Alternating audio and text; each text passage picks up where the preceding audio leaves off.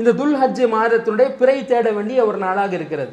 பிறை தென்பட்டு விட்டால் துல்ஹஜ்ஜுடைய முதல் பிறையாக அது ஆகிவிடும். அப்போ ரசூலுல்லாஹி ஸல்லல்லாஹு அலைஹி வஸல்லம் சொல்றாங்க, இதா ரஅய்தும் ஹிலால தில் ஹிஜ்ஜா, உங்கள ஒருத்தர் துல்ஹஜ்ஜுடைய பிறையை கண்டுவிட்டால், அராத அஹதுக்கும் யுதஹிய உதுஹியா, குர்பானி கொடுப்பதற்கு உங்கள ஒருத்தர் நாடி விட்டார்.